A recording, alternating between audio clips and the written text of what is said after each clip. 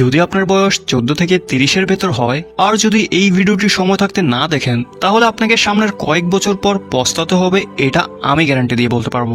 কারণ আপনার সবচেয়ে বড় ভুল হচ্ছে আপনি মনে করেন আপনার কাছে এখনো যথেষ্ট সময় আছে। এজন্য এই ভিডিওটি আপনার জন্য একটি সতর্কবার্তা। যে মিথ্যে ঘুমে আপনি ঘুমাচ্ছেন সেই ঘুম থেকে ওঠানোর জন্য কিছু কথা হয়তো আপনার হজম করতে কষ্ট হবে, কিন্তু এই কথাগুলো আপনাকে বাকি 99% নর্মাল, অ্যাভারেজ আর মিডিওকার মানুষ থেকে আলাদা বানাবে। কারণ যদি আপনি ভালোভাবে বুঝতে পারেন এখন এই 14 থেকে 30 বছরের সময়টা আপনার জন্য গোল্ডেন ইয়ার। কারণ এখন আপনার চুল কালো, চেহারা এবং চিন্তা ভাবনা জোয়ান, চোখে বড় বড় স্বপ্ন, শরীরে অনেক শক্তি, যেটা হয়তো পুরো জীবনে আর কখনো হবে না। তাই তো স্বামী বিবেকানন্দ বলেছেন, যৌবনকাল জীবনের সবচেয়ে বেস্ট এবং ইম্পর্টেন্ট সময়। এই সময় আপনি যে কাজ করেন সেটাই ডিসাইড করে আপনার সামনের বছরগুলো কেমন হবে। কিন্তু আপনি যদি এই বয়সে আপনার কমফোর্ট জোনে আটকে থাকেন, আপনার সময়, এনার্জি, লার্নিং পাওয়ার আর পোটেনশিয়ালকে অযথা যদি নষ্ট করেন ফোনের পেছনে অথবা অন্য কোনো ফালতু জিনিসে, তাহলে আপনি আপনার সাথে এবং আপনার একটিমাত্র জীবনের সাথে আর আপনার প্যারেন্টসের সাথে অনেক খারাপ করবেন। দেখুন, আমার মূল উদ্দেশ্য আপনার দোষ খুঁজে বের করা না, বরং আমার উদ্দেশ্য হলো আমি এবং আপনি মিলে আমাদের একটি ভালো জীবন পেতে যা যা করা লাগে তা করা এবং তা অ্যাচিভ করতে আপনাকে সাহায্য করা। সেই জীবন, যে জীবন আপনি ডিজার্ভ করেন, যার জন্য আপনার জন্ম হয়েছে। আপনি আপনার ফোনে ডুবে থাকার জন্য, আপনার স্বপ্ন পূরণে অ্যাকশন না নেওয়ার জন্য এবং আপনার কমফোর্ট জোনে বসে থাকার জন্য তো জন্ম হননি। হয়তো আপনার মনে হচ্ছে এখনো সময় শেষ হয়ে যায়নি, এখনো তো অনেক সময় আছে এসব করার জন্য, কয়েক বছর পর করে নেব। আর এমনিতে আমি বুঝতে পারছি না এখন আমি কি করব। তো আমি এটাই বলবো, কিছু বোঝার দরকার নেই, কিছু বোঝার বা ভাবার দরকার নেই। কিছু সময় আরো নষ্ট করুন, কেননা এটা হলো জীবন।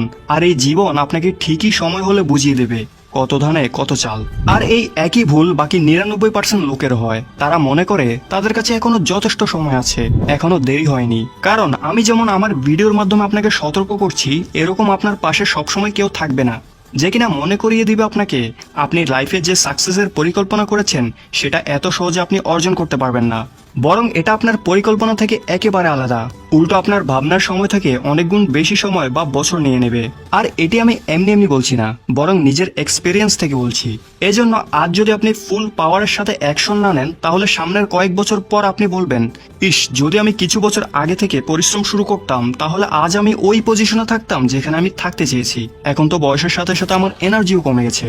জীবনে পেশেন্স মানে ধৈর্য থাকা ভালো, কিন্তু বেশি ধৈর্য রাখা ভালো না, যেটা কিনা ভবিষ্যতে আপনার জীবনকে ওরকম বানিয়ে দিবে যেরকম জীবন আপনি চাননি।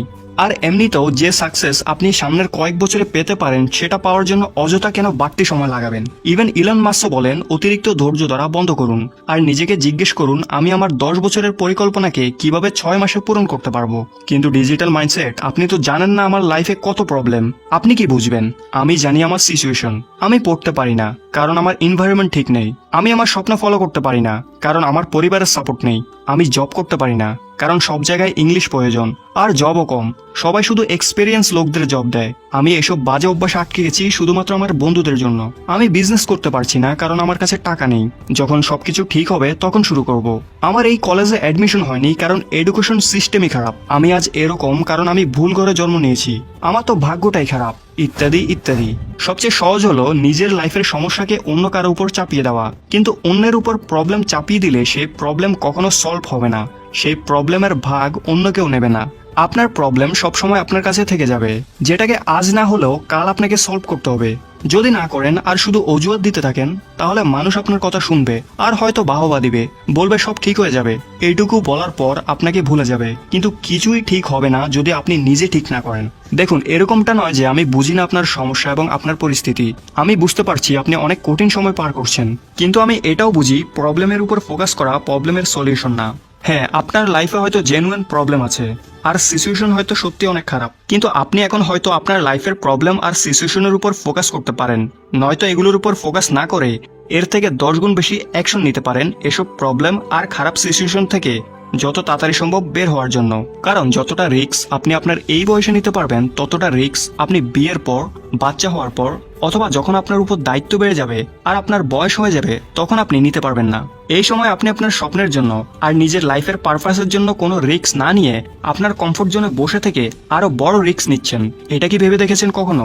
রিস্ক নেওয়া মানে এটা না যে আপনি যে কোনো রিস্ক নিয়ে নেবেন, বরং আপনাকে ভেবে চিনতে আপনার স্বপ্ন পূরণে ক্যালকুলেটেড রিস্ক নিতে হবে। প্রত্যেকটা রিস্ক আপনার কাছ থেকে সময় এবং এনার্জি কেড়ে নেয়, যে দুটোরই এখন আপনার কাছে কোনো কমতি নেই। আপনি শুধু সেটা ভুল জায়গায় ইনভেস্ট করছেন, এটাই আপনার ভুল। কিন্তু এরকম কেন?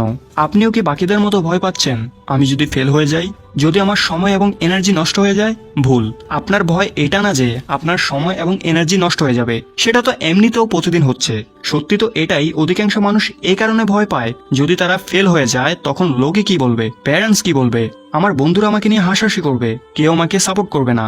যদি আপনি এসব লোকের ভাবনার চক্করে ফেসে যান তাহলে জীবনের প্রতিটি মুহূর্তে আটকে থাকবেন, আর যখন একবার বয়স হয়ে যাবে তখন আপনি চাইলেও আর কিছু করতে পারবেন না। আপনার 3 ইডিয়ট মুভির এই সিনটি নিশ্চয় মনে আছে, যেখানে ফারহান বলে বাবা মানবে না। মনে আছে তখন রেঞ্চু কি বলে, আজ ভয় পাস না ফারহান, না হলে 50 বছর বয়সে তুই যখন কোনো হাসপাতালে পড়ে থাকবি আর মৃত্যুর জন্য অপেক্ষা করবি তখন ভাববি লেটার হাতে ছিল, দরজার সামনে ট্যাক্সি ছিল, একটু যদি সাহস করতাম তাহলে জীবন হয়তো আজ অন্যরকম হতো। বন্ধুরা, ঝুঁকি বা রিস্ক ইটের মতো, যেটার ব্যবহার করে আপনি আপনার আর আপনার স্বপ্নের মাঝখানে একটি দেওয়াল তুলতে পারবেন, অথবা সেই ইট ব্যবহার করে একটি ব্রিজ বানাতে পারবেন, যেটায় চড়ে আপনি আপনার স্বপ্ন পর্যন্ত পৌঁছাতে পারবেন। এজন্য সময় অপচয় করা বন্ধ করুন, আর এটা ভাবা বন্ধ করুন যদি আমি কোনোভাবে ফেল হয়ে যাই তখন মানুষ কি ভাববে। এইসব লোক একদিন উপরে চলে যাবে। আর এমনিতেও ওইসব লোক নিজেরা কি খুব বেশি পারফেক্ট যাদের কথা আপনি সারাদিন শুধু শুধু ভাবেন? এটাই সময় নিজেকে জানার, নিজের স্বপ্নকে চেস করার, সেই কাজ করার যেই কাজ করতে চায় আপনার মন, যেটার জন্য আপনি দুনিয়ায় এসেছেন, যে কাজের জন্য প্রয়োজন নেই কোনো মোটিভেশনের। কিন্তু তারপরও আপনি আজ ওই কাজের উপর একদিনের লেভেল লাগাচ্ছেন। আপনি প্রতিদিন বলেন একদিন আমি এটা করব, একদিন আমি ওই কাজটা করে দেখাবো। আপনি যত কাল করব, একদিন করব বলবেন, এটা তত দূরে যেতে থাকবে। এজন্য যেটা করার কথা আজ করুন, এখন করুন, কালকের জন্য রেখে দেবেন না। বাবার জন্য, এনজয় করার জন্য, আরাম করার জন্য পুরো জীবন পড়ে আছে। এই গোল্ডেন এজে যত পারেন তত অ্যাকশন নিন, কাজ করুন। দেখুন, আমি এটা বলছি না সবকিছু ছেড়ে সবকিছু ভুলে শুধুমাত্র কাজ করুন, না, বরং আপনি বাকি জিনিসগুলো সাথে নিয়ে করুন। আপনার বন্ধু, আপনার ফ্যামিলি, আপনার গার্লফ্রেন্ড বা বয়ফ্রেন্ড, সবার সাথে এই বয়সটি উপভোগ করুন। কিন্তু 16 ঘন্টায় কমপক্ষে 8 ঘন্টা নিজের গ্রোথ আর সাকসেসের পিছনে দিন। যখন এই বয়স শেষ হয়ে যাবে, দায়িত্ব বেড়ে যাবে, এই গোল্ডেন টাইম চলে যাবে, তখন কি করবেন? আপনি চান বা না চান এই টাইম তো একদিন শেষ হয়ে যাবে। আর এটা আমার বলা জরুরি না যে সামনে গিয়ে আপনার লাইফ কঠিন হবে না সহজ। আপনি আপনার আশেপাশের লোকদের দেখে বুঝতে পারবেন। দেখুন, লাইফের এই সার্কেলে আপনি যেটাই করেন, একটা সময় এরকম আসবে যখন আপনি না চাইলেও আপনাকে হার্ডওয়ার্ক বা পরিশ্রম করতে হবে। কিছু মানুষ যৌবনকালে এই পরিশ্রম করে, পরে তারা আরামে জীবনযাপন করে। আর কিছু লোক আজ আনন্দ মজা করে, তখন পরিশ্রম করে যখন তাদের বয়স পেরিয়ে যায়, আর তখন শরীরে শক্তি থাকে না। এজন্য আজ পরিশ্রম করুন, না হলে সামনে গিয়ে জীবন যখন তার ইচ্ছে মতো আপনাকে দিয়ে পরিশ্রম করাবে তখন সেই কাজ করতে হবে যেই কাজ করতে আপনার মোটেও ভালো লাগে না। আপনাকে সেটা জোর করে নিজের ইচ্ছের বিরুদ্ধে করতে হবে, তখন সেটা আপনার চয়েস নয়, বাধ্য হয়ে করতে হবে, যার ফলে অনেক কষ্ট আপনাকে সহ্য করতে হবে। অন্যদিকে আপনি যদি আপনার এই গোল্ডেন এজের মূল্য বুঝতে পারেন এবং সামনের 8 থেকে 10 বছর জান প্রাণ দিয়ে পরিশ্রম করে নিজেকে একটা পজিশনে এনে দাঁড় করে ফেলেন, তখন সামনের 50 বছর শান্তিতে কাটাতে পারবেন। আজ থেকে 20-30 বছর পর আপনি যখন রাতের আধারে আপনার বাড়ির ছাদে দাঁড়িয়ে আকাশ দেখবেন, তখন আপনার চোখ খুশিতে ভরে উঠবে। আপনি নিজের প্রতি এবং নিজের কঠোর পরিশ্রমের প্রতি কতটা গর্ববোধ করবেন। ওই সময় আপনি মনে মনে নিজেই নিজের যৌবন বয়সের সেই ছেলেটি বা মেয়েটিকে বলবেন, থ্যাংক ইউ। ভিডিওটি ভালো লাগলে লাইক করুন, কমেন্টে আপনার মতামত জানান।